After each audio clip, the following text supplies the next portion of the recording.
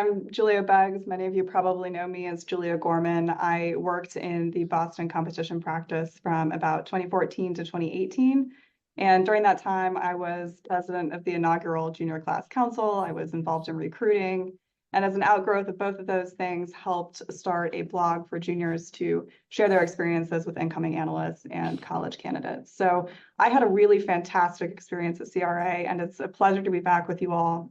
And my hope for this panel is that I'll be able to ask questions that draw out experiences and reflections from our panelists to show how lucky we were to start our careers at CRA, and how the skills that you learn at CRA have a positive and lasting impact on your professional development. That was certainly true for me. I am now an antitrust lawyer at Cleary Gottlieb Steen & Hamilton. I sit in Washington, D.C., and I would almost certainly not be where I am today if I hadn't started at the competition practice in Boston at CRA.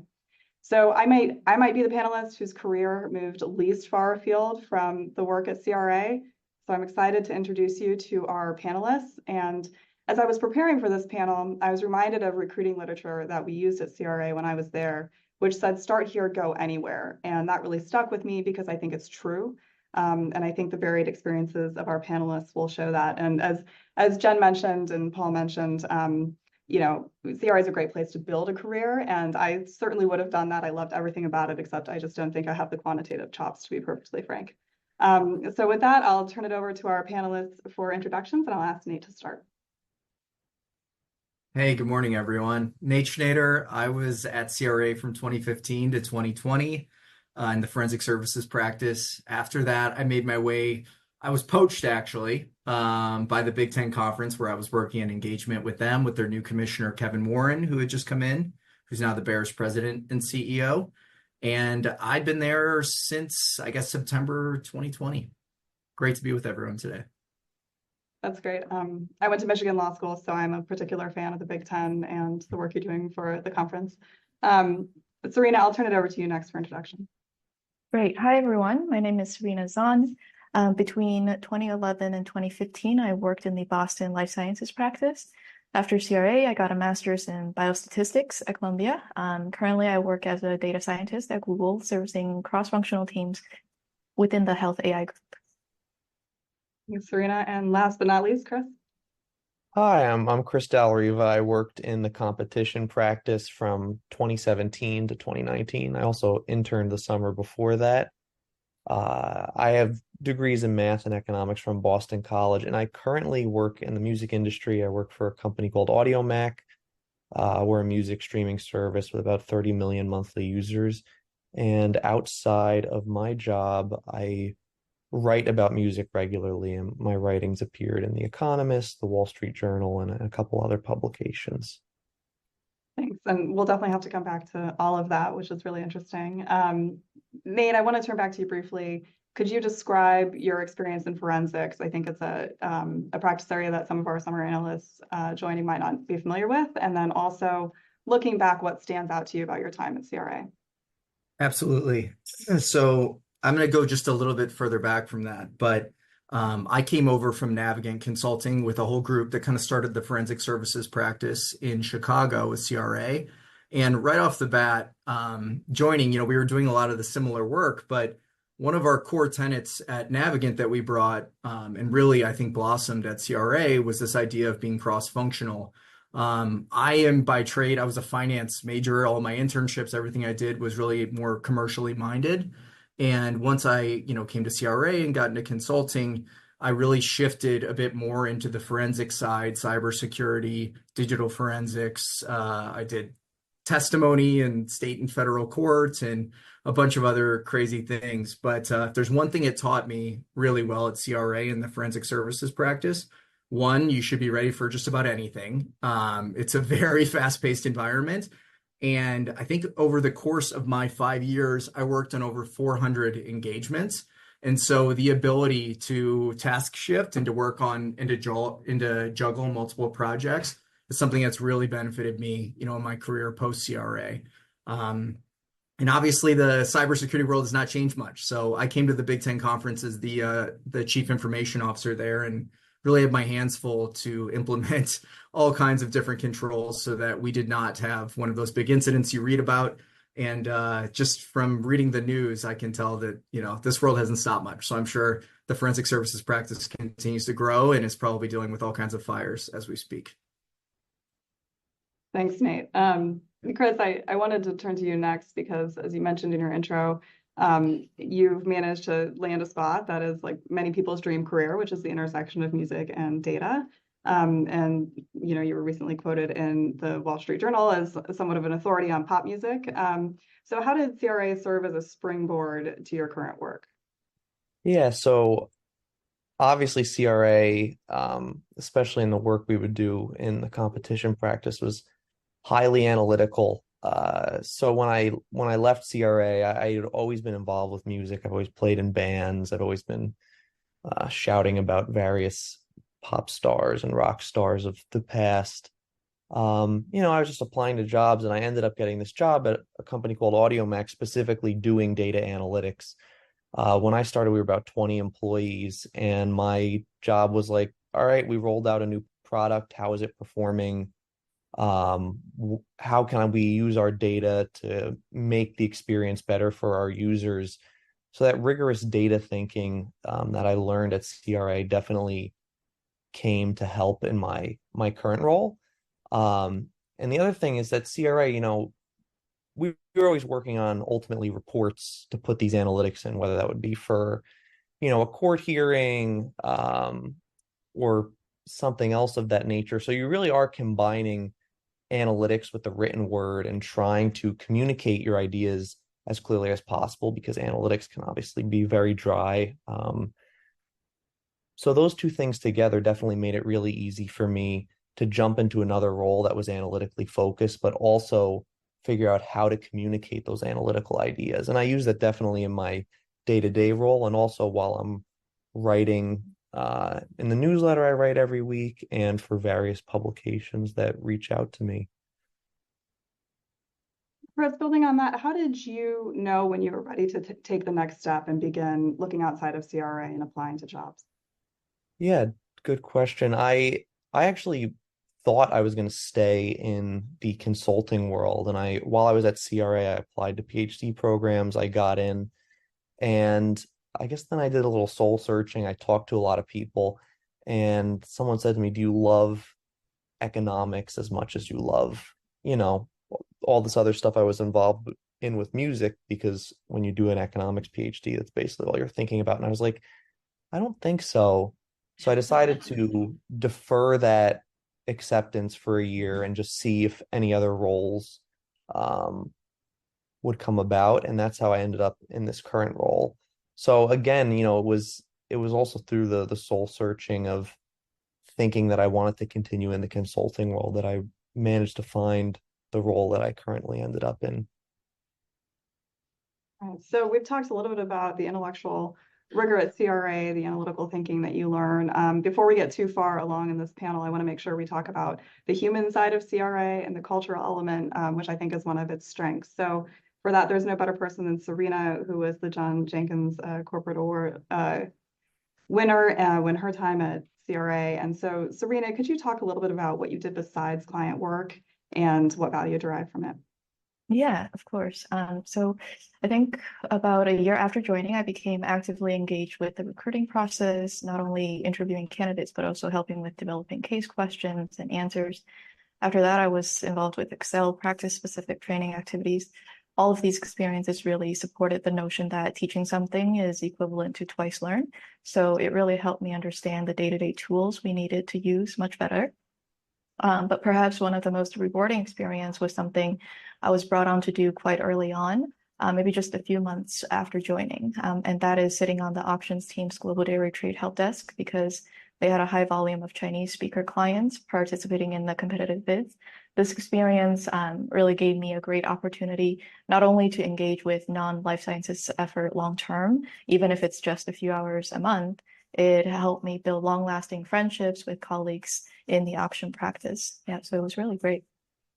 Yeah, and what was the impetus behind your getting involved in things besides client work at CRA? Yeah, for sure. Yeah, I think for me, and I know maybe we have questions on this later, but networking and promotion, those things really didn't come to me easily or naturally. So I think these types of participation really help me build lasting relationships organically. Yeah. Yeah, that's great. I definitely want to come back to those lasting relationships.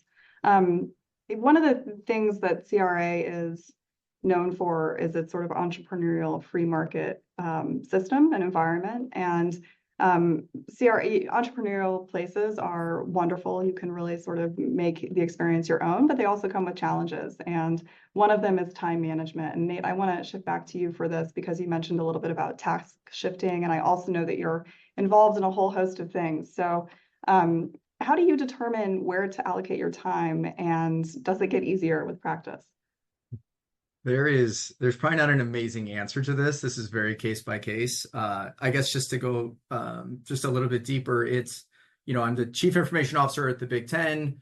While I was there, I was also tasked with looking for different verticals or areas where we could start our own businesses and profit by essentially bringing, commercial agreements from the Big Ten to these businesses and then try to be a bit of a disruptor in the market. And so I did that a couple times over. And one of those businesses is called Boost, now produces the Big Ten's new website, as well as a bunch of other college conferences. We've signed, 10 pro soccer teams to analytics deals. And, I'm the president, board member, and chief revenue officer of that entity. So while still being the chief information officer at the Big Ten, as well as being involved in all kinds of accelerators and incubators and global pitch days where we're looking for new startups. So it has been a lot. I rely on my calendar heavily, as you'd imagine.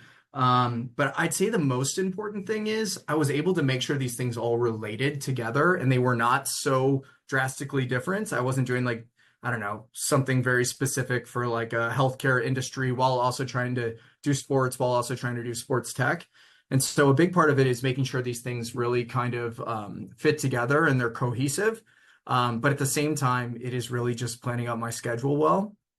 The other thing is, I think I rewired my brain with my time in consulting, where it was very commonplace for me to be able to take on many, many different projects and be really confident in the subjects that I was speaking on. And so it almost became second nature to me to be able to take on more, to the point where when I was only the chief information officer at the Big Ten, I almost was like bored. I was like, wait a second, there's got to be more. There's got to be more outside of this. So I tended to be a bit of a busybody, but I learned a lot of that. And I owe so much, candidly, to my time at CRA and the leadership there, not only for giving us space to be able to be a little bit more entrepreneurial and be novel problem solvers, but also to take on more, even if we weren't being asked to have the space in order to actually do that, really meant a lot. And it created a lot of opportunities for me after CRA. Serena, could you speak on sort of the same topic, but with respect to building relationships and finding mentors and how you do that in an environment that's more free market and not centralized? Yeah, for sure. So I think the tips that I can give here is in two avenues that really worked well for me will be one, establishing and maintaining relationships with managers on your own team. This is where you spend most of your time, and these are the folks who will really get to know you well. And another would be, through working on projects, like I mentioned, outside of my own practice. I've already mentioned my interactions with auctions. I've also worked with folks quite a bit in competitions, metals and mining, IP. So all of those were channels that I've utilized to grow relationships. Mm-hmm.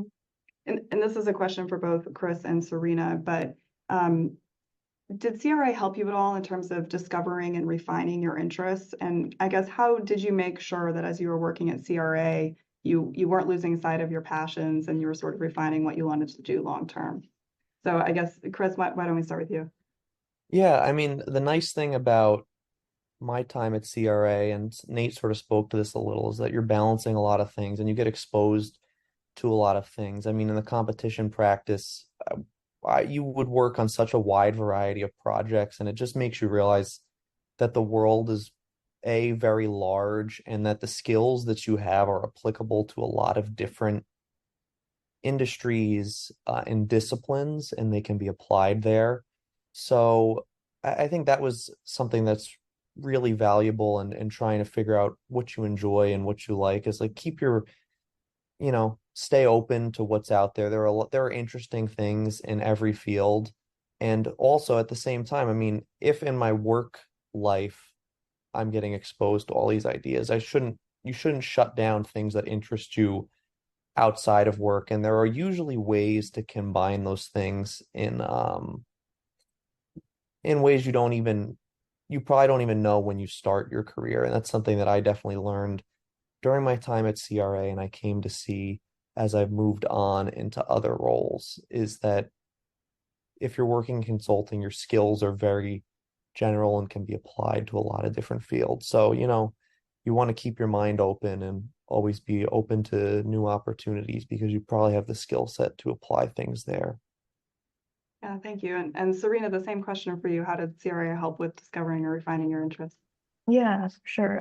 So I think what I came to realize and what CRA taught me was to differentiate and evaluate the difference and importance between functional and domain knowledge.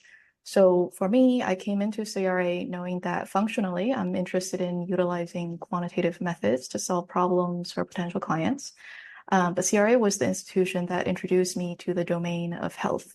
So in today's world, I think both of these areas, functional and domain knowledge, are both very important to hold on to. I think CRA's unique culture of assigning a home-based practice while still allowing the possibility of taking on a couple other projects gives the folks, the opportunity to improve on both. So this is still something I look for in every position I held after CRA. So domain is where I get to keep my interest in health if possible. And functional skills are the set of tools that give me the flexibility of working on multiple domains if necessary. And I think this was a question earlier, but for me, I knew I needed to take the next step when I wanted to further refine my functional skills, which is why I decided to leave for graduate school in biostat after CRA. Yeah, that's great. I mean, one thing that CRA taught me about antitrust, and it's why I'm still in antitrust, is that you get to sort of focus across many, many industries. And I love, working on airlines one day and working on oil and gas the next day. It's just really a great thing to be able to sort of dip your toes in to a wide variety of subjects. I'll open this up to Nate, Serena, or Chris. Did you find any great mentors at CRA, and are you still in touch with any of them? And if not, I'm happy to speak about my own experience. Nate, could we start with you? Absolutely. Yeah, and I mentioned this earlier about leadership. I mean, we were a really tight group. Bill Harden, Chris Swanson, Kylie Robinson, I mean, all were big mentors for me coming up in my career. And I do still keep in touch with each of them. I think Kyler came with his son to, or maybe sons, Kyler, to the Big Ten basketball tournament. I believe it was last year in Chicago. Yeah, and I make sure to keep in touch for sure because, I mean, one, we talked about boomerangs and all that, but you never know. You never want to close any doors. And also, there's so many more lessons to be learned there. I just respect so much what they have built in the forensic services practice at CRA, but also from a networking perspective, I mean, that was one of the biggest key elements I learned, especially as I was growing at CRA and getting more focused on revenue. This concept of how networking really works, and it's really essentially being valuable to other people and not asking for things. And then eventually, as you curate those relationships, they blossom into something more and something that's maybe mutually beneficial. And that's really served me well. Yeah, that's great. Serena, do you have anything to add on the mentorship thing? Yeah, yep. So earlier I mentioned that for me, two channels that really worked was keeping close relationships with managers on my own team, as well as managers that I worked outside of my team. And I stand by that. So I have a small story. After my master's, I actually started my PhD program at Columbia for Biostat 2. But after a couple of years, I found myself really questioning whether this was the right fit for me. So at this time, I reached out to Greg Bell, the life science practice leader. He gave me really superb, insightful, and honest advice about doctoral programs, and that was exactly what I needed then. I've also kept in touch with my manager that I worked a lot with in life sciences, Andrea Balin-Cohen, as well as Hui Li, my manager for projects related to auctions. And both of those relationships really evolved from mentorship to friendship, and it's really wonderful. Yeah. That is wonderful. Chris, how about you? Yeah, I mean, I worked with a lot of great people who gave me great advice at CRA. Some that come to mind are Matt List, who was just mentioned earlier, Tim Snail, and especially Mary Beth Savio. Uh, she helped me in multiple ways. First, like I said, I applied to PhD programs, and I believe her and Tim Snail both wrote me letters of recommendation, and I got in there, so I appreciate that. And then I was like, actually, I don't think I'm going to do this. And when I ended up working for this music streaming service, when they needed a referral or a recommendation, I gave them Mary Beth's number again, and again I got that job. So all props across the board there for all the help. But the thing I definitely learned at CRA and then outside is people are usually willing to help you, whether like I worked with Mary Beth a lot, but if you're willing to ask people questions, they're willing to give you answers, and that's in your work life, but also outside of work. I've had a tendency for a long time to just send cold emails to people that I've never met, and you'd be surprised how often people answer. And a number of opportunities that I've gotten since I've left CRA have been because of that. You find the email of an author of a book you like, and they'll not probably, but every once in a while, someone will be willing to get on the phone with you. And that's opened up a lot of opportunities for me in the freelance writing that I've done. And it's how I've ended up writing for a bunch of different publications and growing a newsletter to a couple thousand subscribers. People at CRA are willing to help you, and whether you know them or not, you just have to ask. That's great. That's great advice. And on the subject of advice, Nate, I know you have to drop off soon, but do you have one piece of advice for people just starting out their careers at CRA? I would be open to anything. Don't like pigeonhole yourself into necessarily like one opportunity or one project. I think Chris was talking about this earlier. There's an opportunity in every single interaction, every project. And I'd be really open. I literally moved from a finance major to someone only focused on technical cybersecurity and digital forensics. And now I've like flipped that around, to like more of a revenue role. So I would just like really be open to what comes at you and view everything as an opportunity versus maybe at the time something you don't want to do. And also network, to Chris's point. I send a ton of those cold emails too, and it's incredible how often, as long as you're curious and you're genuine, how far you can get. So thanks everyone. I really appreciate it. Sorry, I've got to bounce early. Thanks, Nate. Thanks for joining us and for your insights. Bye. I wanted to circle back to the topic of mentorships and who was really important to me at CRA. And I wanted to give a shout out first to Monica Nother.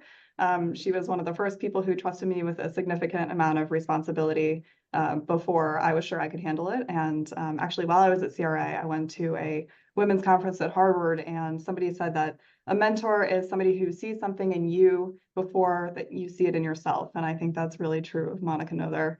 And also a shout out to Sandra Chan, who I've stayed in touch with over the years and was an excellent manager and mentor to me as well.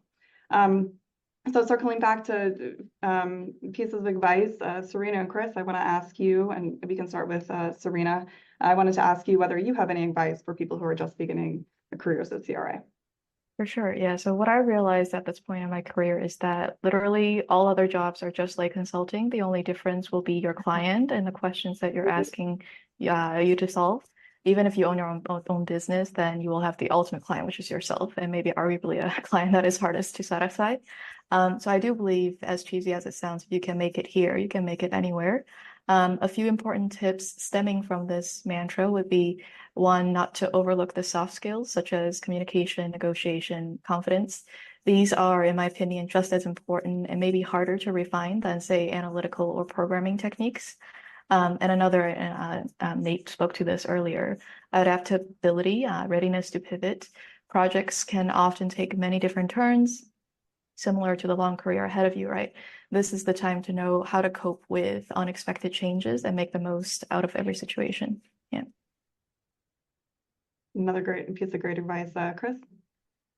Yeah, definitely. And people have touched on this already, but stay really curious and stay open. I can't stress enough that the project work when I was in competition was so varied.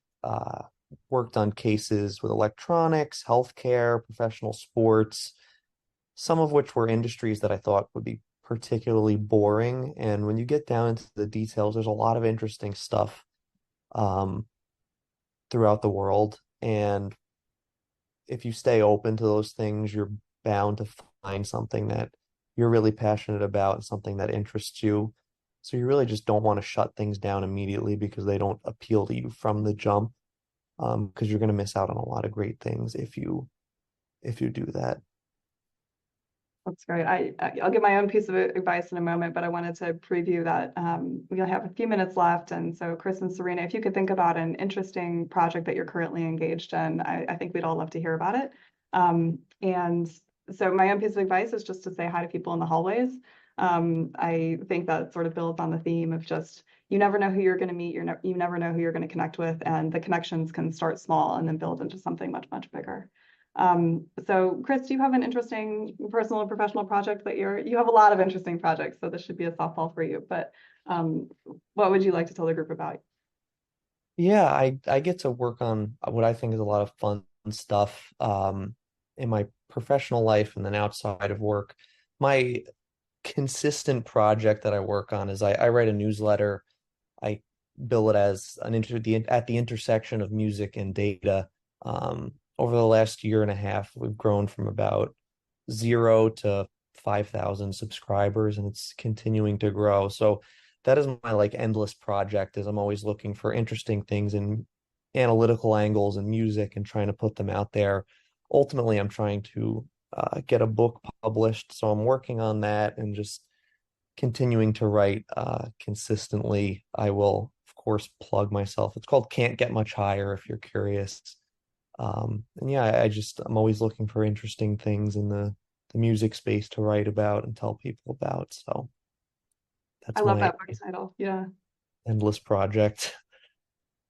I love that book title, and I didn't know about all of your interesting work until we did this panel, and I've checked out your blog since then, and I highly recommend it to everybody. So everybody on this call should subscribe to Chris's newsletter. Thank you. Serena, how about you? What's an interesting personal and professional project you're engaged in? Yeah, so on my team right now, we're working on projects related to scaling the usage of LLMs as an evaluation tool to assess quality and reliability of new product features. Previously, we used human evaluators and human evaluations, but now we're testing out new metrics and methods to rely solely on Gemini. Yeah. That's really interesting. It brings us to the close of our time, but thank you everyone for joining. And